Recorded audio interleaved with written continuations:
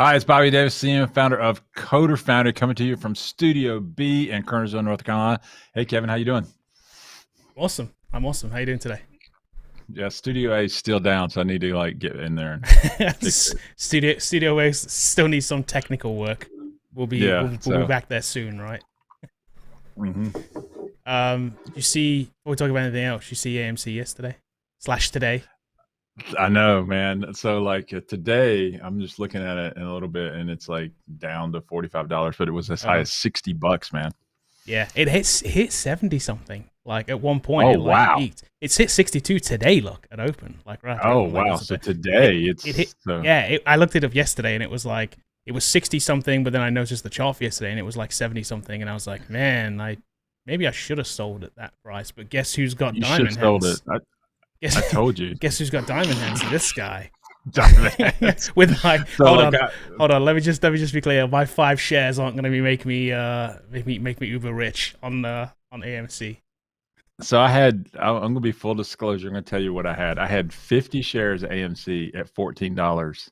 Okay. I bought in at $14 and I sold like a couple of months ago at like 14.1 or something like that. Okay. Paper hands, man. That's what it is. Paper hands, man. I'm like at $60. What would I have made? I don't know. What's the math on Don't that? even look it up. It's not even. We gotta look it up now. It's not even worth looking up. We're gonna have to end the stream because it's just gonna put us on a downer. I'm doing the math right now. So you should never 14 look at what you minus could have 60, made. You should never look at what you could have made. $46 times 50. Yeah. So I'm gonna make $2,300. Yeah, that's pretty good from a meme stock. Right? I mean, that's pretty good from a meme stock. Yeah, mine's up like tacos, man. That could have bought some tacos right there. Mine was up like I don't know, 200 something bucks, maybe $300. I'm like, it's not like it doesn't really matter. I'm just gonna leave it. Like, it doesn't matter. I've got like 42. 60. You're still making money because we bought in the same week. You're around. No, I agree. I've got $13 I'm in at $14.50. Yeah. So $14.50 up to almost $50. Maybe I should just take my. You should sell that sucker, it's man. It's a few $100s at this point. So yeah, I mean, that's it's some taco money right there, man. It is. No, it is. I agree. It's not bad. So I don't know what's driving it. I haven't followed it at all. I don't know if you followed like why that's happened, but I have no idea like why it's why it's shot up again. Reddit again, probably. The short squeeze, whatever that is. Exactly. There's some kind of squeeze going on. Somebody will say there's some technical reason behind it, but I have no idea. Yeah. Let's say hey to some people because we've got a lot of people here. Let's do it. So let me do that real quick. Let me see. I'm gonna go all the way back to the beginning here, and we'll just go through these real quick. Andreas, thank you for joining us. Brian is here. Hey, Brian. Brian is also a channel member. Thank you for being a channel member, Brian. I appreciate that. And so is Tully. Thank you for being a channel member. Thanks for being here. And Rob's here too. Let's see. Dan, I don't recognize your name, so maybe you're new. That's awesome. Not that I remember everybody's name, so I apologize if not. Dennis is here with his smooth virtual high five.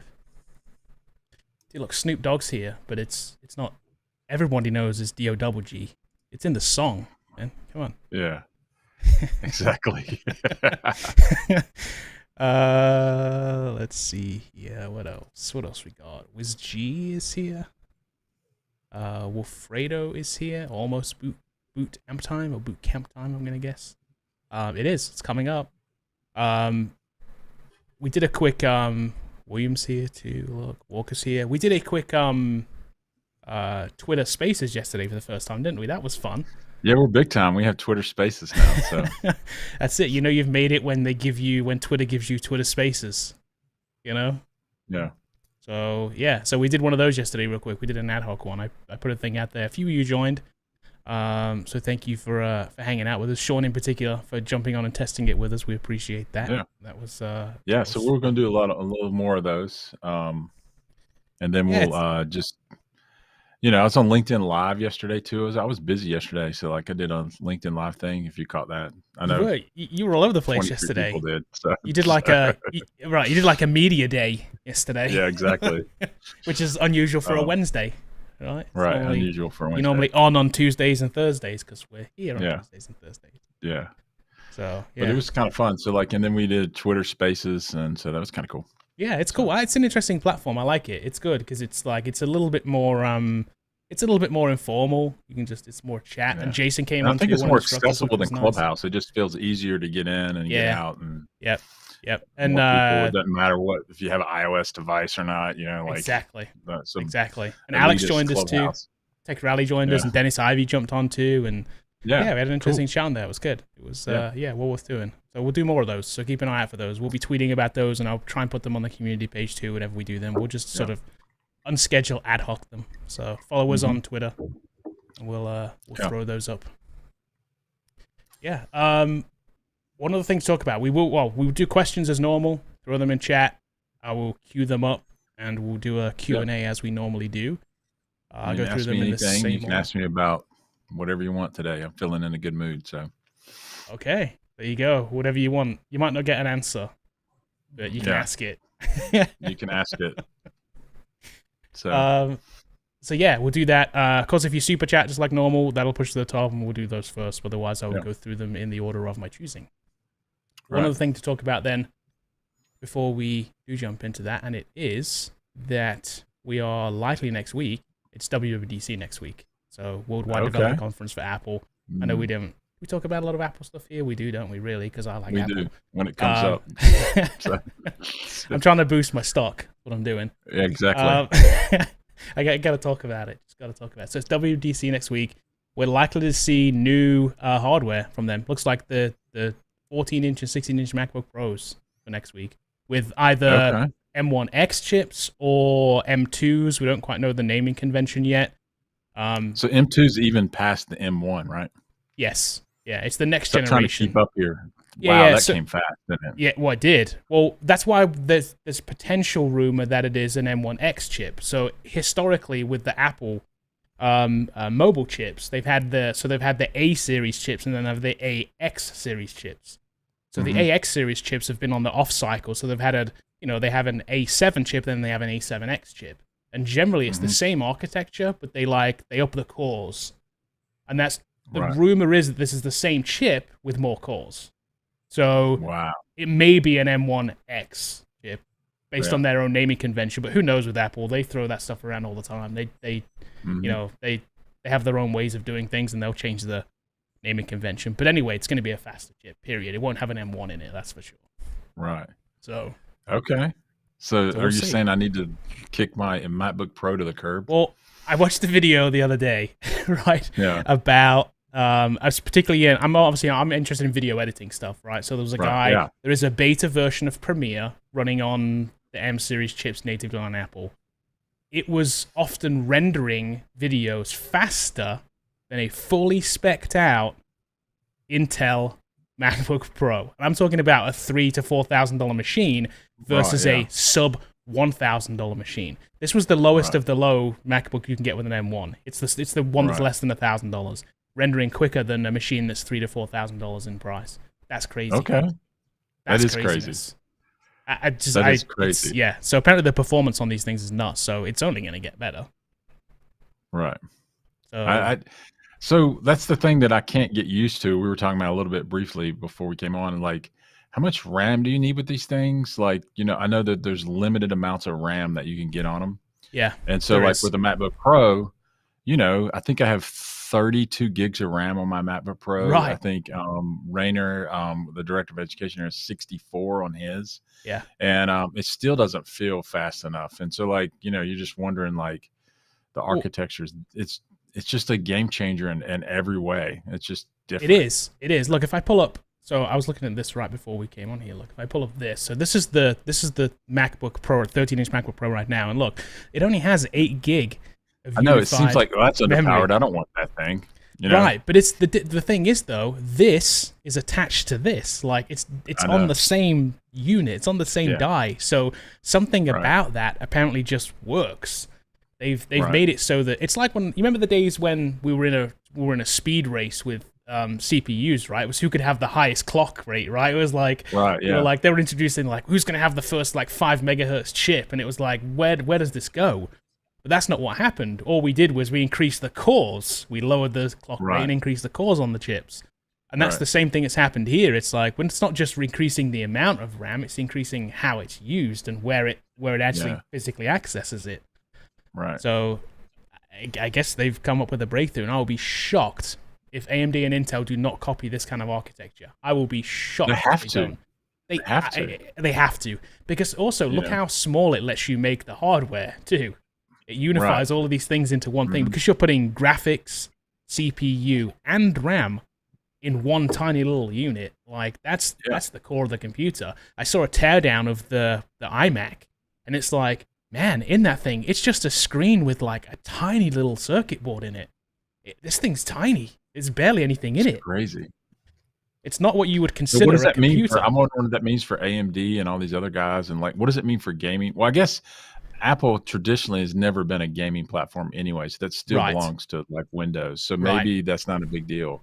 Yep. But for content creators, coders, things like that, when you're running Visual Studio, it's just a hog. I mean, like, it's just a hog. Right. And it's so we haven't personally tested. We don't have an M1 Mac yet, and none of us do. I'm waiting for this new one, and now I have one, so I'll be able to take a look at it. But apparently, from what I've read, the native like parallels, right? So if you're running Windows, the parallels work seamlessly. It's running super well, so it's ready for prime time. And so I guess all of Adobe Creative Suite's been ported, I'm sure. And then I think even VS Code is supported now on the M1s. Yeah, so. Yep, I think it is. So the Adobe side of things, they have betas for a lot of the stuff. So the Premiere one, that's the other thing too. The Premiere version that I saw on that M1 Mac was a beta. Okay. I mean, even in beta, it was running like ridiculously well. Apparently, it had some. The guy said he had some issues with some plugins, which is understandable. Anything third party coming in is going to be an issue, right? Right. But he said all the native features were working great. He was editing 2K, 4K video, scrubbing the timeline seamlessly, like it was nothing. Okay. Like, we know that's not. That's we not know that's easy that's intensive. Yeah. It is intensive. Yeah. Even on my Mac Pro, you get a 4K timeline, and it's like, it's kind of a little bit sluggish. Yeah, exactly. So, okay. Yeah, crazy stuff. So next Monday, there's a keynote next Monday. So we'll talk about this next Tuesday. I won't have one right away because my MacBook is fairly new. So Yeah. But they hold their value. We'll it's always one of those things you can kind of resell too. That's what I like about it. And also, I probably for me, I would wait till Creative Suite was like, it was fully. Yep. Yeah, definitely. All right, cool. All right, man. Any questions out there? I'm looking at here. One quick thing, checking on AMC. Let's see, where are we up to? $49. Okay. If it reaches 60 again, I'm selling today. That's okay. We can watch it. So, I'll as you move check the market with your 5 often. shares, you're going to drop the market when you sell your 5 shares. It's going to drop. Everybody's going to be like, "Oh man, there's a big sell. All 5 shares are going." Let's see. Gentia said this means the PC chip infrastructure will follow suit. Yeah, that's exactly what we're saying. I totally believe that it will. It has to. It has to. Yeah. The question is, can they do it legally, or are they violating patents and all that kind of stuff? You know how Apple is with their patents. So we'll see what happens. Yes, we do. However, I'm of the opinion that I want Intel and AMD to build something that competes because it keeps the prices down. Oh yeah. We need the worst thing for this environment is Apple to like utterly win, because then like a laptop we don't will want be that. $8,000. Exactly, and we don't want that. We need competition. And I don't think they'll be allowed to do that. They're not going to be allowed to sort of patent their way into a monopoly. I don't think that's going to happen. Okay. All right. What's this, Kevin? What question you got up here? Let's see. So Mikey says, with the numerous cyber attacks going on, is there a recommended pathway to follow for C#, .NET, and cybersecurity? Okay. So you got we'll leave that one, then we'll get back to Troy here. So is that me popping them up, or is you popping them up? Maybe we've been hacked. That's what's happening. No. All right. So what I would say about cybersecurity is a kind of like a big topic. In other words, it's more than C# and .NET and cybersecurity. So in general, if you're running of anything of any consequence and you have apparently these guys are targeting infrastructure type things in the United States. So gas and meat so far. Yeah, gas and meat. Two American staples. Electric will be next. So there's So like if you're running those things, the first and foremost thing that's going on is your ability to recover from the hack that's inevitably going to happen. Yep. So it looks like JBS Meat was more set up better. It seems like they were up running faster than Colonial. Colonial doesn't seem like they were up and running as fast, because they end up paying $5 million.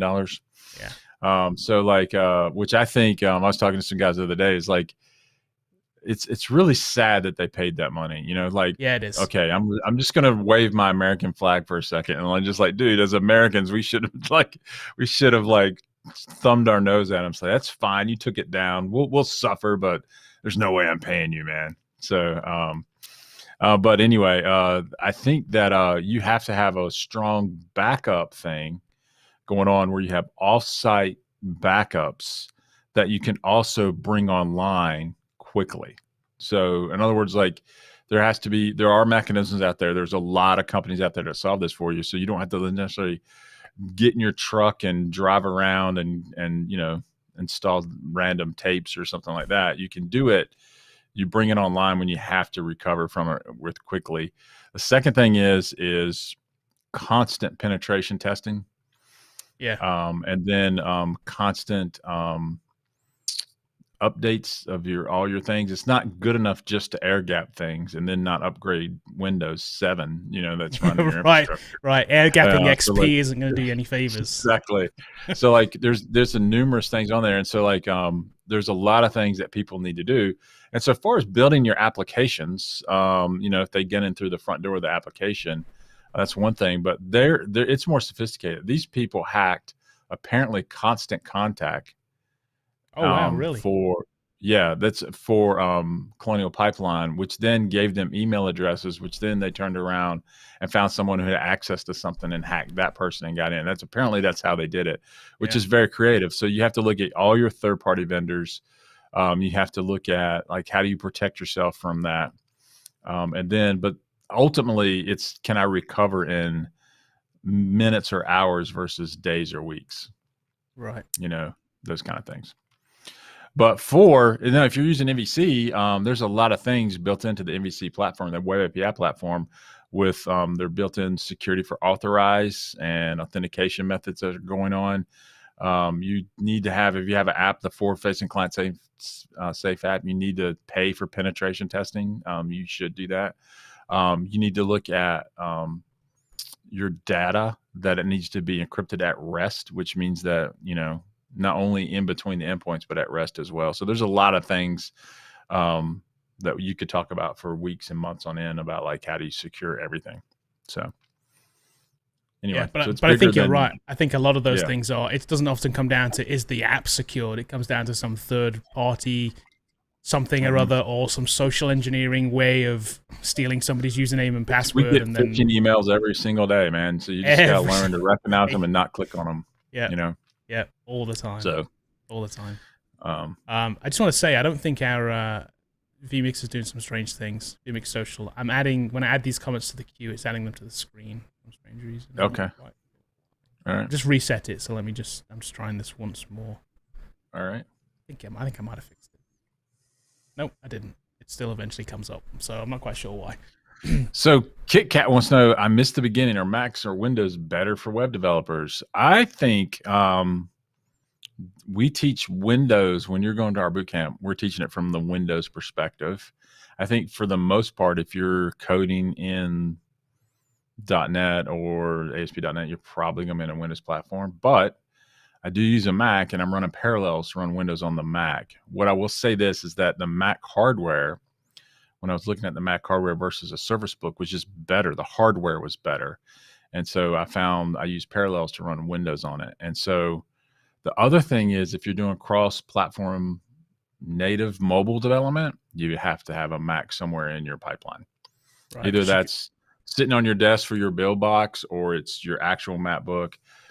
So in order to do that, that's just the way it's licensed. So for web developers, I mean, you can do it either way. If you're not doing Windows things, you're doing other types of things, and you can get away with things like VS Code.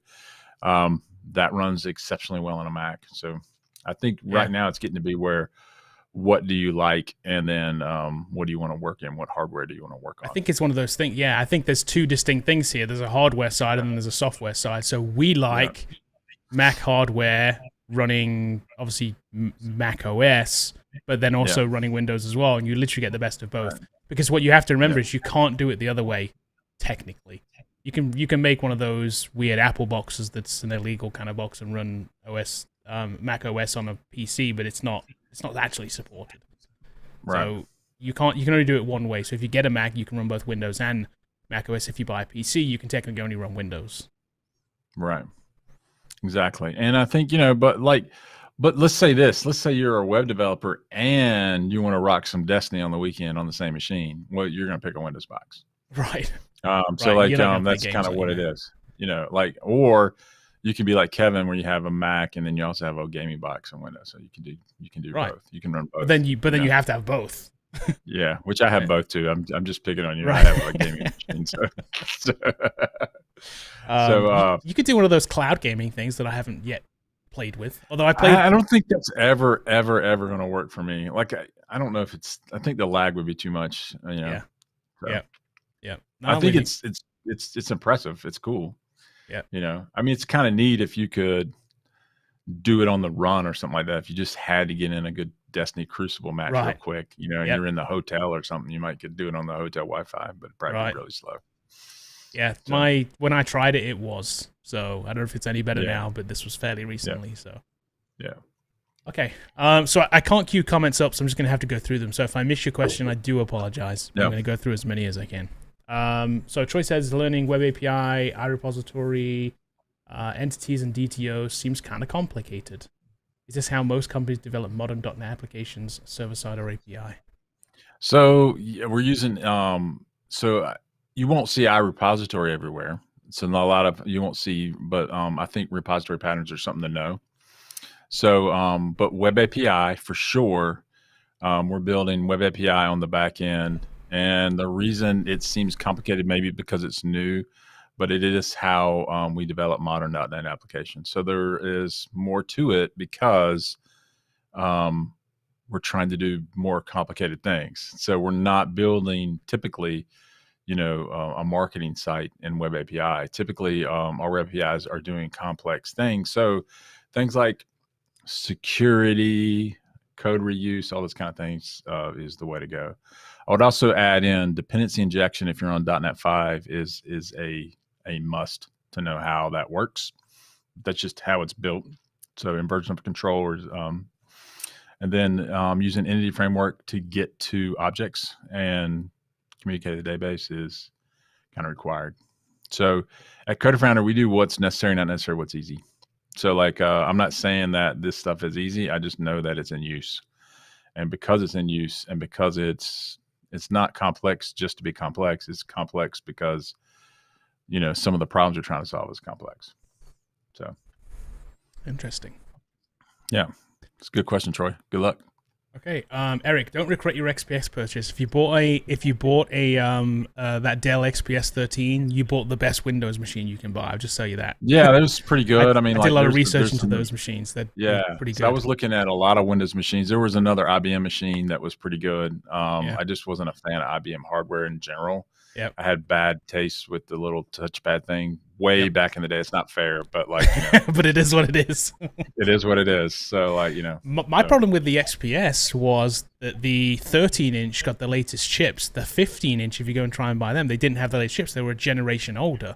I was like, I don't want to buy a generation old chip. I want to buy the latest one. They're also putting them in the tiny little laptops. I don't want a tiny little laptop. So I'm like, okay. That kind of ruled it out for me. Exactly. But still good stuff. Takia wants to know which language after C and C++. Takur, tell me what you're trying to build, and I'll tell you what you need to do next. It sounds like he's going up the chain. You're learning the code just to learn the code. C#. He's going to go with C++. Yeah. But if you want to stay with desktop apps, maybe embedded type languages, and that's your goal is to work on those types of things, then you're learning the right thing right now. So C++ and this kind of stuff. But if you're wanting to go to web dev, obviously we think it's C#. There's other ways to do it. So we say this a lot. figure out what you want to build, and then pick your stack. The language is a tool, but the tools do have very specific and best use cases for them. So, okay. Slate of Dark is an interesting question. The question I have Slate always had is, how do you find the libraries that contain the function you need? I know exactly what I want to do, but have no idea where to start. Okay, are you using .NET or not? Because .NET contains everything, pretty much. And that's why people like it. It's like all the libraries are in there. There also is a NuGet packages that where you can bring in a third-party stuff into a .NET app that's just, it's endless almost. So once you know what you want to do, maybe you Google it, and then if you're working in .NET, they'll tell you kind of what package you need to bring in to do that kind of thing. You'll get recommendations. Okay.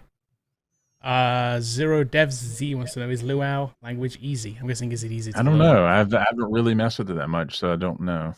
So I imagine it's like any other, right? Anything else. Yeah, exactly. I imagine no harder than anything else.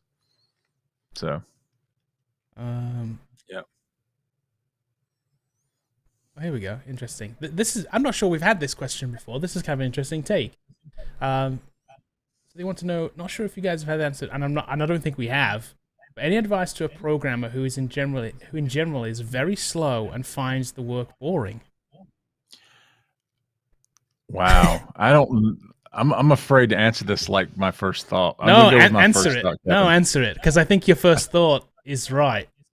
Find a new job. Yeah, that's what I would say. And it's not because you're slow. No, that can be fixed. It's the word boring. You don't like doing it. You don't like doing this. Like if you don't get a kick out of building something and seeing it on the screen, and you're like, wow, look at my website, or look, mom, look what I built. You know, if you don't have that kind of little kid in you that likes to see things work and do it, and that's not wrong. I mean, it's not bad. I mean, just like I do tell people all the time, if you enjoy other things, then programming may be the worst thing ever, because like you type on a computer 8 to 9 hours a day. I mean, it's just but if you don't enjoy the process of building things and the process of seeing it run and then get excited about that, or trying to solve problems, then maybe you should do something else. And there's plenty of other careers out there that you can do, that you may find more fun. So straw hat. Oh, here you go. Yourself what you like to do. Here's a little follow-up to it too. It's not that I find coding boring; it's just that I find coding I have to do at work boring. Yeah, I think you're same thing applies. I think so, man. Like I get the same kick out of building something for, an insurance company that I would for whatever you think is exciting. Like, I mean, so that maybe you need to change jobs. In other words, like you need to work on the thing that you find non-boring. And there are other jobs in tech too that you could look at that is kind of fringe related. You don't have to be a developer. You could look at some other things too that are in the same kind of space. And I'll give this advice to you. Like if you find working on games important and you find that fascinating, then break into the game industry. It's not impossible. It's a little bit harder because there's less jobs out there, but like it's not impossible. Build a game, release it on Steam, apply. But if find the coding that you find exciting and do that for work. Anyway, so cool. There you go. Fiardlest, and I hope I pronounced that correctly. Started reading Breaking the Code. You put it on Amazon and shipped to Haiti. How cool is that? Imagine you go to Haiti, right? You're sitting on the beach somewhere, you're hanging out, and somebody walks past with your book. That'd be kind of cool, wouldn't it? So I've kind of undersold this, Kevin, but like Breaking the Code is going to be translated in, I think, 24 languages, and you can be in 24 countries. Oh, that's awesome. Yes, I do remember you telling me about that. Yeah, through so another publisher, right? Yeah, so the publisher called us and they said that, I don't know, but like basically they wanted push to it translate to further regions. into other countries. So like we're excited about that. Do you know when that is? You remember when they said? I've already signed on the dotted line and did all this stuff. So it's underway. I don't know when we can get it in some other language. I don't know what the languages are.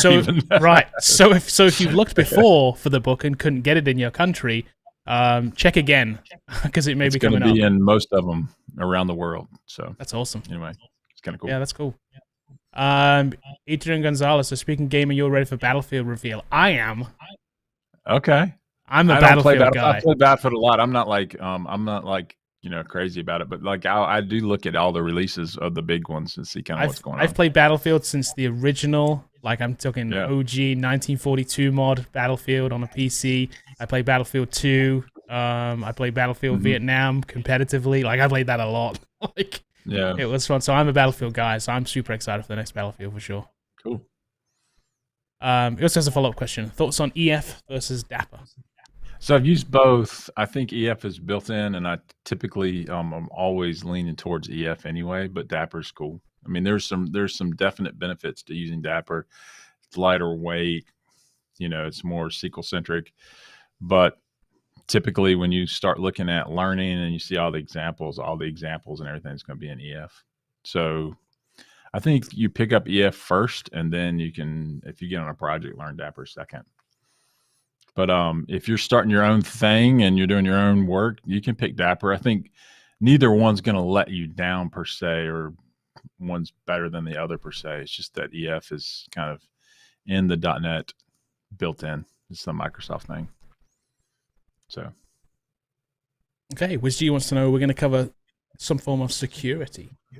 Yeah, so every app that we build will have a login page, which is step one in security, which is called authentication. So that's the act of logging in. And then we cover roles, which will be your authorization roles and claims, so that you can restrict what people can do in your app. We also will cover things like cross-site scripting and forms using the kind of built-in anti-forgery tokens that are built into ASP.NET. So we cover a lot of things as we're doing it that make your app secure. There's no one section called security in the course. I think that's the wrong way to do it. It's in line of what you're doing. Security is always around. Yep. So. Jordan wants to know, you got any monitor recommendations? Affordable widescreen computer monitor. Affordable widescreen. Yeah, I know. Okay. I went for technically an ultra wide last year. I bought an MSI ultra wide, and I think it's 30 something inches ultra wide one. It's not one of the really super wide ones, but it's pretty wide, and I love it. I'm ultra wide now for here on out. Like the experience is great. I wouldn't say it was 224s, I think, or 227s. I don't know what it is on here, like what I'm looking at right now. You got two TVs in front of you is what you've got. Yeah, exactly. They're just giant. So I was scared of widescreen. I don't know why. I feel bad about it. Like I should have tried it, but like I was afraid that the docking experience wouldn't be what I'd want. Right. So I just picked two screens. Yeah, I do like mine. I think it's good. I could go wider too. I could go bigger and wider. I think it's good. But I don't know about affordable. Depends on what you're doing, right? So I bought one that was gaming compatible because I bought a nice gaming PC and I wanted to play games on it. So I had to get the good refresh rate and all that good stuff. And obviously that costs more. I think they're coming down in price a lot. But there's some that are like, crazy prices. You're talking TV prices for some of them. They're just they're nuts. But they're impressive too. So I would just read reviews and try to do the best choice. I think most monitors are pretty good. I think they are. But then there's also things like if you're graphic color matching and that kind of stuff that well, that's different. IPS yeah, exactly. You want to go for a fancy high level like IPS monitors and those kind of things, then you're talking like big money, $2,000 or $3,000 or $4,000. Yeah, they become. I will say this though: there's not an Apple monitor on the face of the planet that's affordable. Well, no, they only have one at the moment, and it's like I don't know, the wheels for it, or what's the stand for it is $1,000. I mean, before you even like put a screen on it, like it's crazy. Let me I can probably pull it up. I don't know what it isn't it $4,000 something like that. I was pulling it up. Is that what it is? It's something like that. The Pro Display XDR. Here we go. Let's see what it costs. Oh wow. Okay, here we go. Look. There you go, man. So yeah, Jordan, grab one of these. I mean, Well, you got to get the nano texture. I mean, who doesn't want nano texture glass? I mean, it's only an extra $1,000. Hold on. So we'll pick that one. Look. Oh, do we want a stand, or do we just? Are we just okay with less leaning it on the desk? No, you got to get the stand. So we got to get the stand. We don't need a mount though. You need a Visa mount. You have to get that. Well, I don't know. We don't. If we got the stand, I don't think we need one. But we want to remount it, so let's get that too. Yeah, exactly. So there you go. You're only up to $7,200 before tax. I mean, pretty good. How big is this thing? Let's just a 32 inch. So let's just add that to the bag. You want to hard details now, or I mean, yeah, okay. Oh, they actually have a webcam in stock. That's impressive. Oh, I have to give them that. There you go. That's impressive. So there you that's go. kind of funny. Cheap, right? Cheap. So in order to add that to the bag, we have to get Joe Santos in here to help us stack our bag. Right. We need a bigger bag first before we can can add. Exactly. Get a much bigger bag before we can add that thing to the bag. Yeah, exactly. That's kind of funny. Okay. Let me see here.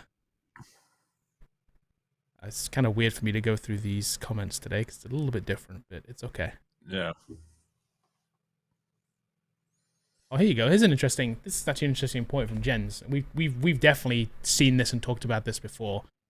So Jens really enjoys coding, but the amount of stacks and texts available is overwhelming. Yes. Agreed. It is. It is.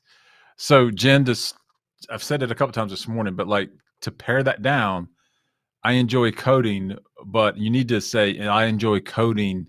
What are you building? Mobile, desktop, data science, web applications.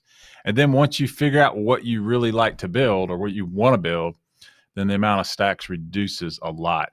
And then when you're looking at stacks, and if you don't know a stack, like if I don't know what your experience level is, let's just assume, Jen, that you're just breaking in, then you need to pick one of those that's the most widely used, learn that extremely well, build things with it, interview for it, get a job in that stack, and then branch out.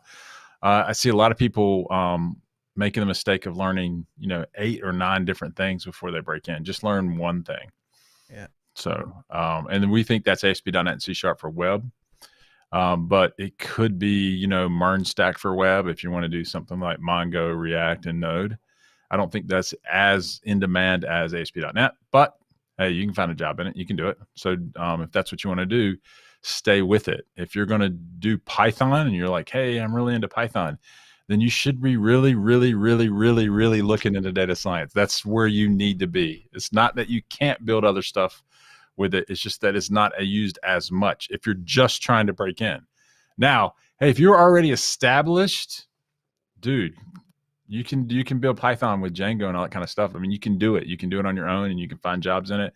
It's just that you have to compete with way more experienced people for a smaller amount of jobs than you would with, say, .NET, which has a lot more opportunities, I think, more because it's just larger. So go with that. Hope that helps. There you go. Catherine has a question. Studying Java because it's bigger in my area than C#. Very smart, Catherine. Mm-hmm. Do you have any advice for building the bug tracker with Java? Or anything Spring different? MVC. Just use Spring MVC and build it with Java. There's nothing different, really, right? There's nothing not like really. from I mean, at the end of the day, if you looked at the two apps running, you wouldn't be able to tell what it was built with one or the other, right? Technically, I mean, short of looking at the back end. Yeah, looking at back end or maybe looking at a URL or something like that, you might could, but like in general, it's going to be HTML on the front. It's going to look the same. So I think you can do it. Yeah, there's nothing in particular you've got to look at. Okay.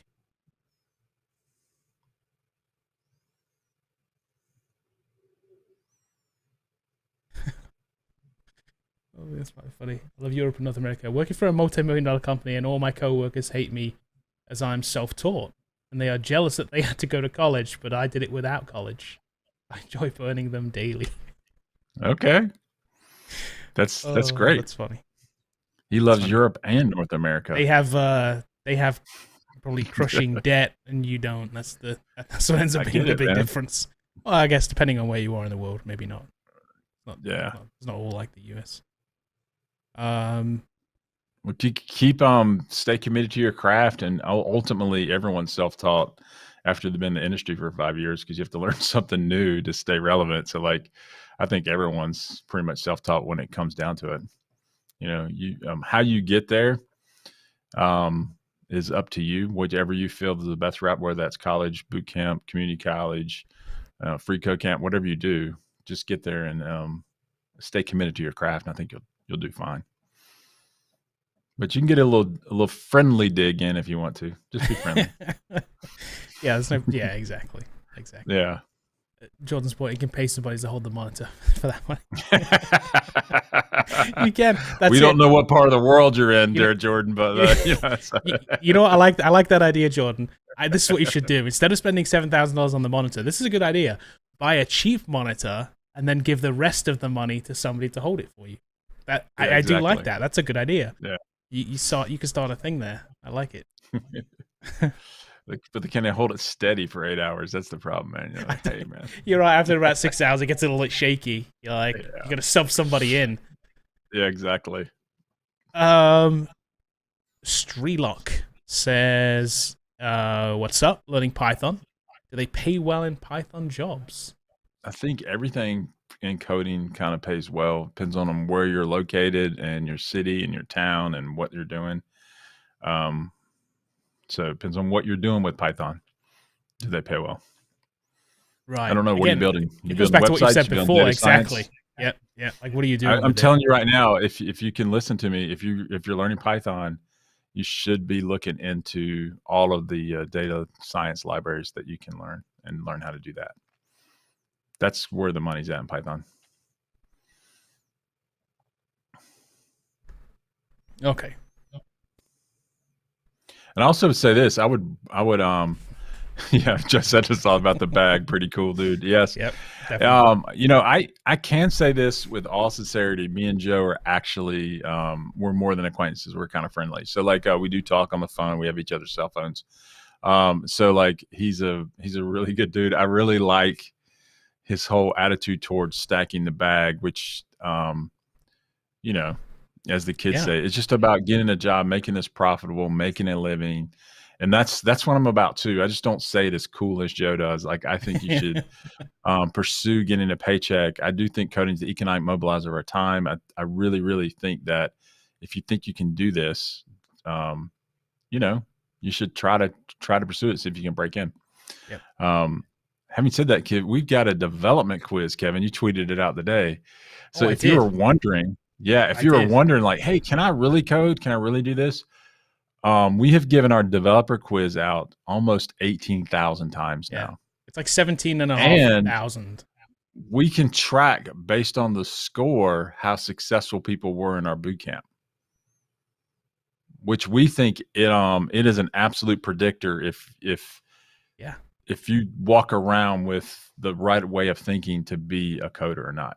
Now, if you get a bad score on it, doesn't mean you can't break in. It just means that you may have to it may take you longer to study more to come up with the concepts. It's definitely learnable, but in a fast-paced environment like a boot camp or something like that, our developer quiz kind of predicts that pretty accurately. And it's kind of crazy that you just invented this right out of thin air. I mean, like, it's kind of like we had some ideas. We had some ideas like, okay, here's the things we want to test, and then you pretty much authored the quiz. I have to give you props for that. So I mean, the fact that it worked out so that we had that it wasn't too difficult and it wasn't too easy. So I will tell you. So I looked at the stats yesterday because somebody asked about it, right? Yeah, exactly. So we had 17,500 people who have started the quiz. I didn't actually look at how many had finished it. So I should look at how many finished it too. I didn't look at that stat. But out of those 17,500 people that started it, only 21 people scored 100%. So we had somebody who you interviewed who said who thought the test was easy. He thought it was like one of these things where it's like it's a sales thing. It's like, just give me this easy test and you'll butter me up and try and sell me something. And it's like, no, dude, hold on a second. 21 out of 17,000 people have scored 100%. You just happen to be one of those. Right. It's very difficult to get all of those questions right. It really is. And the fact that it worked out that there is a normalization point in it. So it's amazing, in my opinion. It's amazing. It is. It's worked out super, super well for us. So we know kind of like what score you've got to get to be successful at this. If you score less than it, it's like we take other things into account, but it's definitely been an indicator in most cases that if you score high, you do well. If you score low, you do bad. Right. Yeah, you can go take it. Go to foundry.com/quiz if you've never taken it. Yeah, you want to do it. Now, we'll say this. We do use it. Just full disclosure to our thing. We do use it at lead gen. So if you get if you get a 95 on that thing, someone's going to call you and ask you to become a code friender. So like, yeah, but you can just say, no, we're not high pressure, but like Yeah. we do know that if you're getting a 95 to 100 on that thing, you absolutely should at least pursue coding as a career somehow, some way. Yep. If you just want to go take it for fun, too, by the way, go do that. Take it for fun. You don't have to put in a real email address and phone number. Yeah, you don't have to do that either. And we're not going to like. Here's the thing, though. We're not going to call your cell phone 30 times. I mean, if you're going to go take it just for fun, put in like bob@fakeemailaddress.com or something. That way we won't even try and communicate with you. We'll know right away. We'll just know that it's fake. Yeah. And then we won't try and like call random numbers and stuff, and doesn't waste our time. That would be. But if you're truly looking at life change, that's all we want here at Coder Friend. If you're looking at life change and you're saying, "Hey, how do I change my circumstance, get a new job?" That's what we do here at Coder Friend. And so, like that quiz tells us and tells you, "Hey, you're probably going to do pretty well in the bootcamp. You're probably going to do okay." And that's what we're looking for. So anyway, if you're interested in that, you can hit coderfriend.com/quiz or apply. Yep. And this is it, look too. So there's a little intro video, and it's pretty simple. You get 60 minutes to take it, by the way. I started. Yeah. You can get the first question, like I'll give it to you. Ooh, look at that. So it does take 60 minutes, 50 questions, 60 minutes. The first ones are fairly simple. This is pretty, this is a substitution question. Yeah. That's it. It's asking you 15 #20. You're supposed to substitute, so 15 plus 20, and you choose the answer. And that's it. Multiple choice. Yeah. Here's the one thing I will say about it, though, too, is that when you've selected your answer, it moves on to the next question automatically. Mm-hmm. So you don't get to go back. So just know that. Right. Too. Yeah. Yep. Go take the quiz. Take a pen and paper with you before you start. I mean, I think that's a good advice. Yeah. Yeah. If you score 100, come back Tuesday and let me know. And I'll be able to see if you did. Yeah. 2100s. So that's kind of cool. So now we're going to have someone just trying it over and over again, trying to get 100. Which you could do, but then also we do see that too, by the way. So just saying. Mm-hmm. Okay. Here's an interesting thing here. Nesh says, hello, could you talk something about the difference between working in a startup versus a corporate? As a developer, hear many people saying corporate work environments are unhealthy. What's your take on this? I don't think they're unhealthy. I think don't listen to tech Twitter on some of this. So tech Twitter isn't always reflective of what's really going on in the real world. Tech Twitter is typically one person who had a bad experience, and therefore every corporate company is bad. I don't think it's bad. I think depending on who's running it, a startup can be just as unhealthy as a corporate company, because a startup has a lot of times way, way, way more pressure for as like to make payroll. You may have the startup come to you and say, hey guys, we're not getting checks this week. Can you hang out for 3 weeks while we get this going? I mean, I've heard that. And a lot of times if you believe in it, you may be working for free some of the time, or you may get, I've heard horror stories at startup Facebook where, it was crazy hard, like crazy difficult, So I don't think it's unhealthy at all. I mean, I've been working in corporate companies most of my career. I've actually been in my own startups. I've done both. And then in corporate company, typically the pace is slower because of concerns for the business. There's a lot more meetings and there's a lot of things like that. But I don't think it's unhealthy. I think unhealthy is when you decide to let people impact your day, and it's, and I look at everything like this is what we do. Now, can a boss come at you and yell at you? Absolutely. You can come in and just pound the desk and pound the table. But if you're a talented .NET developer, you basically call the recruiter and walk. I mean, so it's not as the power has shifted from the corporate overlords to the guy with the talent or the lady with the talent. And so I think that's where you need to really look at, so I don't think they're any unhealthy at all. I think that they're both paying you to do work. Take your paycheck, go home. And if it's super, super stressful and you just can't deal with it, find a new role. That's what I love about coding, so. Okay.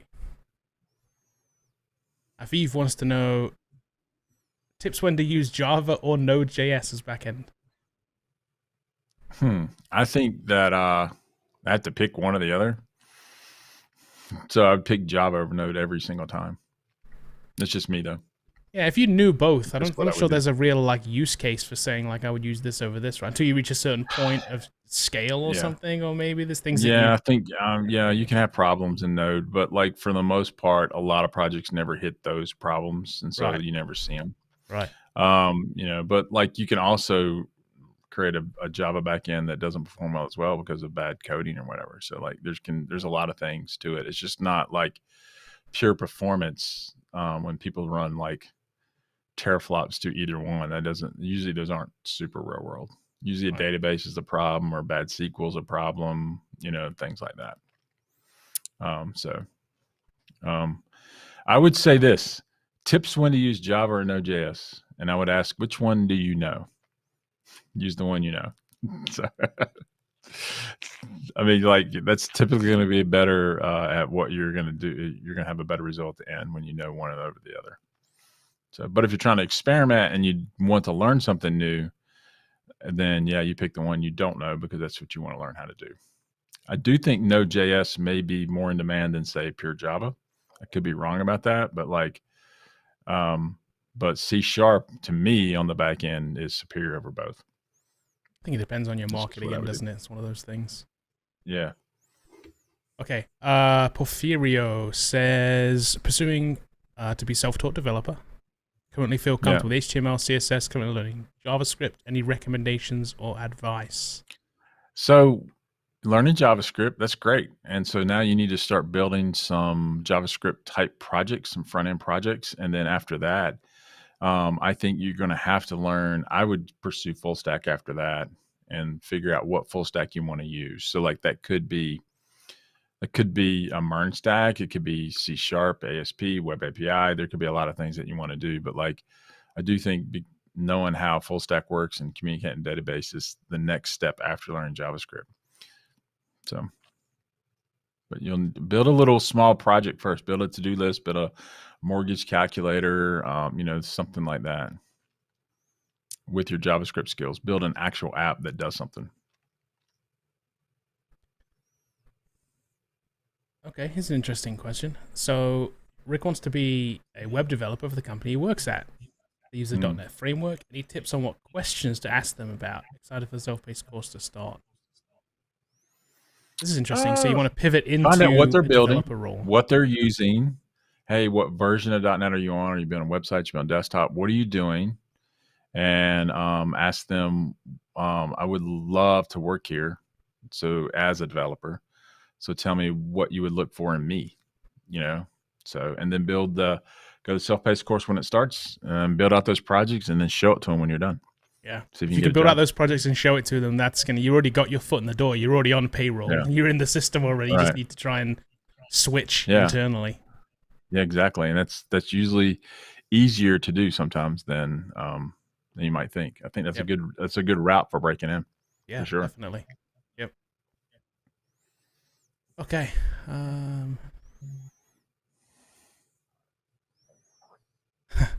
Funny you should ask. So you offer something is self-paced.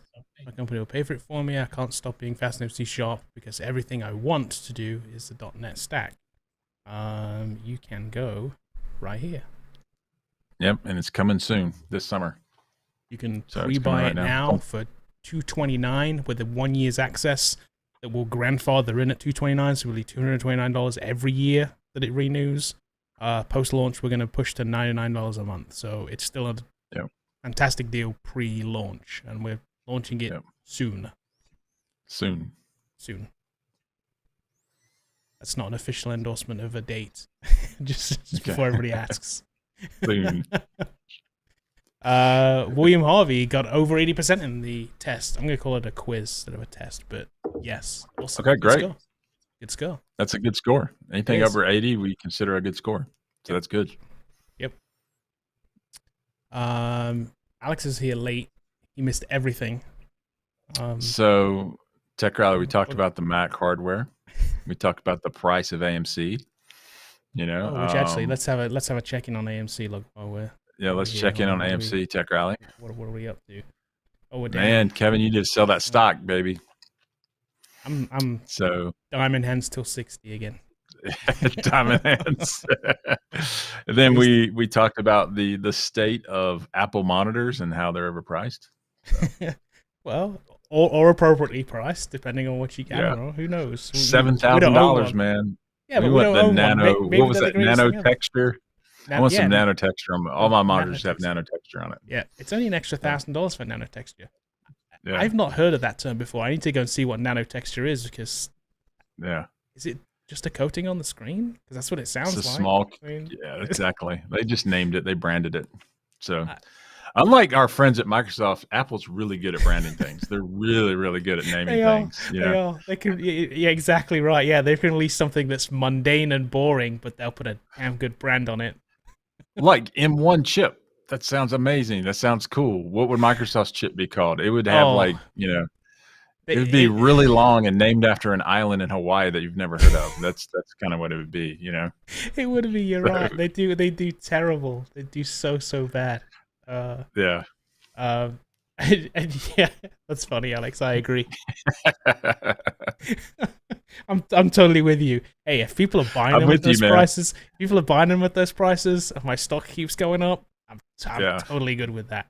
I'm pulling for the M1X or the M2 or whatever they call that thing. Yeah. Oh, I totally. That's another thing too. Their name will make sense. So like Microsoft would name it M1 first. And then the second one would come out, and it would be called something like, N totally 0.5. Yeah. And you're like, wait, is that the first one or the second one? Which one is it? Which one comes before it? And but they would have some logical, or illogical reason for naming it that way, right? It'd be like when they tell you, be like, oh, okay, I guess that makes sense. But without your explanation, it's kind of tough. Doesn't really mean a lot. Right. Doesn't really mean a lot. Okay, let me see here. I think I'm out of questions here. Hold on. Okay, got no questions? Yeah, Pedro says girlfriends took the quiz. She likes puzzles, got 85%. Yeah, cool. That's awesome. Okay. All right. Are you going to take it, or is it just your girlfriend going to take it? You got to step it up now. You got to see if you get 86. Now he's afraid to go take it because he's going to be like, he's going to feel bad when he gets a 70. Come on now. And she's going to hold it over you, and it's going to be exactly. It's going to be a thing like in your house now forever. You're going to be like, 6 months time, she's going to be like, you remember when I got an 85 on that test? What'd you get? What'd you get again? Now go mow the yard. Exactly. We talked about this a little bit earlier, Div, but I think it's kind of ready for prime time at this point. Yeah, as soon as Apple Creative Suite comes out. But for developers, it looks like Parallel's running. So we can run Windows on it, which means we can run VS Code and Visual Studio. So yeah, it looks like it's really ready for prime time. So we'll know when the new ones come out. I get one, and we can have a look at it. But right now, none of us own an M1 Mac. We all own Intel Macs at the moment because we're waiting for the new one. But if Apple wants to send us one, we will review it. I'll totally review it. That'd be great. That would be great. Okay, let's wrap this up. We're gonna be back on Tuesday. Yeah, for another one of these. We'll do the same thing again. So if you didn't get your question answered today, come back and ask it on Tuesday, and we will be here. Same place. Yeah, we'll put Pedro's to go here. Put Pedro's last comment in. We gotta get him on here. He was brave enough to answer us. That's true. It's too much pressure. Oh, that's funny. Yeah, I could see that. If my wife took that standard has been set, you're like, I'll get to it next week. Yeah. Let me guess, she's been pressuring you to take it too, hasn't she? She wants to hold this over your head. She knows she got an 85, and it's a good score. That's a good score. That's pretty. So funny. I don't know what what we see as far as 85s, but 85 is above average for sure. It is above average. I don't know what percentage actually get above 80. I want to say that it's 20 something. 20% maybe. I think it might be about 20, something like that. Yeah, that's pretty good. So that's good. So if 20th percentile, that's good. Okay. One last thing. We got to ask. Troy's got a question. You saw it, didn't you? I did. So I know you have an opinion on this. There's only one brand, man. It's Specialized. I mean, so Specialized. That's the brand to go with, man. So I'm not in all three of those. I've actually owned a couple of Trek mountain bikes. True story. I had a Trek 930 back in the day, and I was doing some off-roading, and the ad was that if the trail is tough, the Trek 930 is tougher.